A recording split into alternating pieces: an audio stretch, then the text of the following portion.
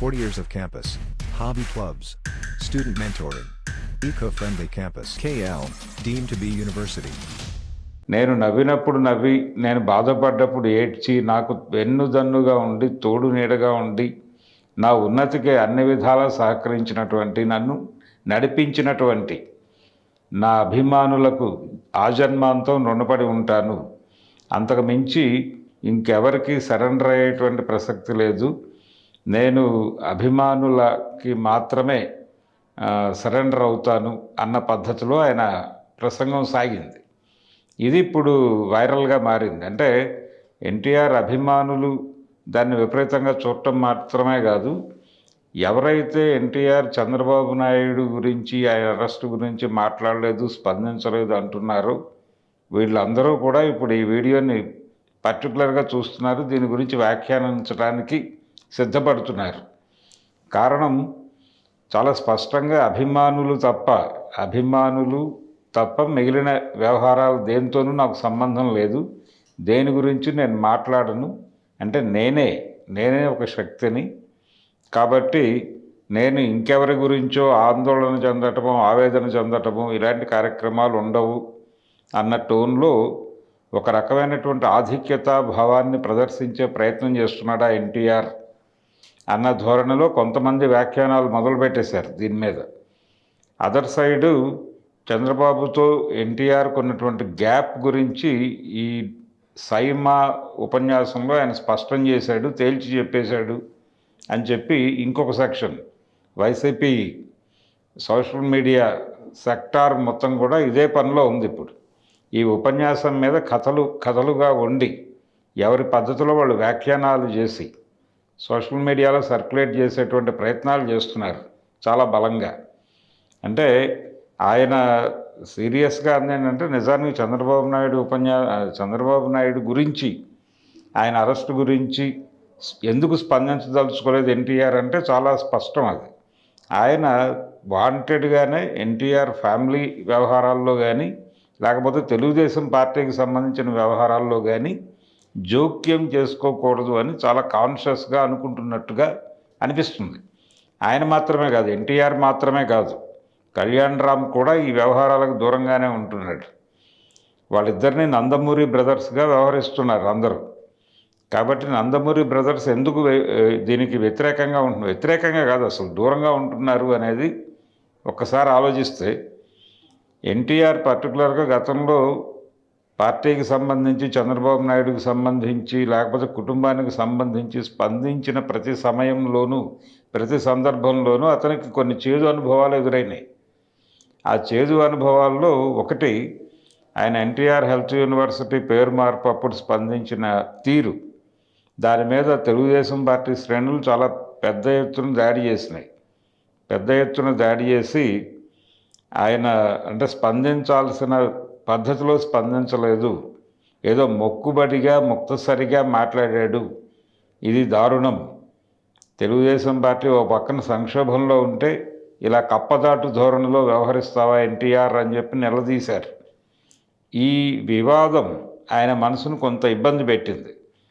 మనం అంటే ఇప్పుడు ఆయన పొలిటికల్ ఏరియాలో లేడు కాబట్టి సంయమనంతో, అంటే ఎవరికి కోపాలు రాకుండా కొంచెం, అంటే ఎవరినో రెచ్చగొట్టే ప్రయత్నమో లేకపోతే ఎవరి మీదో కత్తి దూసే ప్రయత్నమో కాకుండా విషయాన్ని విషయంగా వివరించే ప్రయత్నం మాత్రమే తన ప్రకటనల్లో చేస్తూ వచ్చాడు ఎన్టీఆర్. అందులో భాగంగానే ఆ రోజున ఎన్టీఆర్ హెల్త్ యూనివర్సిటీ పేరు మార్పు అప్పుడు చాలా స్పష్టంగా ఒక మాట అన్నాడు ఆయన. ఈ యూనివర్సిటీకి పేరు తీసేయడం వల్ల ఎన్టీఆర్ ఖ్యాతికి వచ్చిన నష్టమేమీ లేదు, అలాగే ఈ యూనివర్సిటీకి పేరు పెట్టడం ద్వారా వైఎస్ఆర్ పేరుకి కొత్తగా జోడించేదేమీ లేదు అన్నాడు ఆయన. ఇంతకు మించి వేరే వ్యాఖ్యానం ఏం చేయలే ఆయన. కాబట్టి ప్రభుత్వం సముచిత నిర్ణయం తీసుకుంటుందని ఆశిస్తున్నాను అన్నాడు. అది తప్పేం కాదు. కానీ అలాగే కొడాలి నాని తెలుగుదేశం పార్టీ నుంచి వైఎస్ఆర్సీపీకి షిఫ్ట్ అయినప్పుడు కూడా ఎన్టీఆర్ ఉన్నాడు దీని వెనకాల అని ఒక ప్రచారం జరిగింది. కారణం కొడాలి నానికి ఎన్టీఆర్కి ఉన్నటువంటి రిలేషన్, వాళ్ళిద్దరికీ ఉన్నటువంటి ఫ్రెండ్షిప్. అలాగే ఎన్టీఆర్తో 2 సినిమాలు తీశాడు కొడాలి నాని, ఒకటి సాంబా, రెండోది అదుర్స్. కాబట్టి వాళ్ళిద్దరి మధ్య ఒక స్నేహబంధం ఉంది. అలా వైఎస్ఆర్సీపీతో కూడా కొంత లింక్ ఉంది ఎన్టీఆర్కి అనేది ఎస్టాబ్లిష్ చేయడానికి కూడా కొంత ప్రయత్నం జరిగింది. అయితే ఇవన్నీ పక్కన పెట్టేస్తే ఎన్టీఆర్ సినిమాలని ఫ్లాప్ చేయడానికి తెలుగుదేశం పార్టీ ఆఫీస్ అయినటువంటి ఎన్టీఆర్ ట్రస్ట్ వేదికగా కొన్ని ప్రయత్నాలు జరగటం కొన్ని సందర్భాల్లో అది కూడా ప్రపంచంలో అందరికీ చాలా స్పష్టంగా తెలుసు. కారణాలు ఏవైనప్పటికీ ఎన్టీఆర్ ఈ వ్యవహారాలకు దూరంగా ఉండాలనుకుంటున్నాడు, రాజకీయాలకే దూరంగా ఉంటున్నాడు. అమిత్ షా గారు పిలిచినప్పుడు కూడా ఆయన స్పష్టంగా చెప్పింది అదే, నేను పొలిటికల్ ఏరియాలోకి రావాలని అనుకోవడం లేదు, నేను కెరియర్ మీద దృష్టి సారించాలనుకుంటున్నాను, ఈ ఏరియాలో నాకు ఇంకా భవిష్యత్తు ఉంది, కాబట్టి ఇప్పట్లో నేను రాజకీయాల గురించి ఆలోచించను అని చెప్తున్నాడు ఆయన. అలాగే ఒకవేళ తెలుగుదేశం పార్టీ పరిస్థితి బాగోలేదు అనే ఉద్దేశంతో వచ్చినా కానీ ఆయన జూనియర్ అవుతాడు, లోకేష్ ఛాంపియన్గా ఉన్నాడు ఇక్కడ, కాబట్టి లోకేష్కి జూనియర్గా వ్యవహరించాలి. లోకేష్ బాలకృష్ణ ఆల్రెడీ ఉన్నారు అక్కడ, కాబట్టి ఆ ఏరియాలో తను చేయబోయేది ఏమీ లేదు కాబట్టి సైలెంట్గా ఉన్నాడు. ఇది వాస్తవం. అయితే ఇవన్నీ విస్మరించి ఇప్పుడు ఆయన సైమా వేడుకలో అభిమానులే నాకు సర్వస్వం అని చెప్పటం, అది ఎన్టీఆర్ అనేటువంటి పేరు ఇచ్చిన ఎన్టీ రామారావుని కూడా పక్కకి గెంటేయటమే. తన ప్రతిభ, తన అభిమానులు ఇక్కడ వరకు కన్ఫైన్ అయిపోయి ఒక ఫ్రేమ్ అంటే ఒక గిరి గీసుకుని మాట్లాడాడు అనే పద్ధతిలో తెలుగుదేశం పార్టీ వాళ్ళు రియాక్ట్ అయ్యి దాని మీద గొడవ చేసేటువంటి ప్రయత్నం చేస్తున్నారు. అదర్ సైడు వైఎస్ఆర్సీపీ పాత ఆర్గ్యుమెంట్నే మరొకసారి తెర మీదకు తీసుకొచ్చి ఎన్టీఆర్ అనేవాడికి తెలుగుదేశానికి ఏ సంబంధము లేదు, అతను ఆ పార్టీతో లేడు అని మొదలుపెట్టేశారు ఆల్రెడీ. రేపో ఎల్లుండో కొడాలి నాని గారు మరొకసారి దీన్ని సమర్థిస్తూ ఒక మాట మాట్లాడే అవకాశం ఉంది.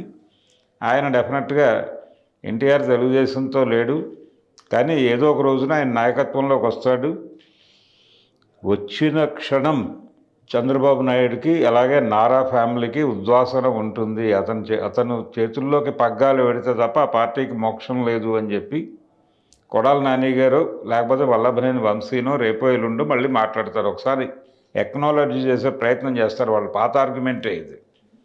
కాబట్టి టోటల్గా ఎన్టీఆర్ మాట్లాడినా మాట్లాడకపోయినా, ఏం మాట్లాడినా, ఎక్కడ ఏ వేదిక మీద మాట్లాడినా దాన్ని ఈ సర్కిల్లోకి తీసుకొచ్చి, పొలిటికల్ సర్కిల్లోకి తీసుకొచ్చి వివాదాస్పదం చేయటానికి రకరకాల గ్రూపులు పొంచి ఉన్నాయి అనటానికి ఈ సైమా ఉపన్యాసం తాలూకా వివాదమే ఒక ఉదాహరణ. మరిన్ని వీడియోస్ కోసం ఛానల్ ని సబ్స్క్రైబ్ చేయండి, లేటెస్ట్ అప్డేట్స్ కోసం వాట్సాప్ ఛానల్ ని ఫాలో చేయండి అండ్ లింక్ డిస్క్రిప్షన్ లో ఉంది.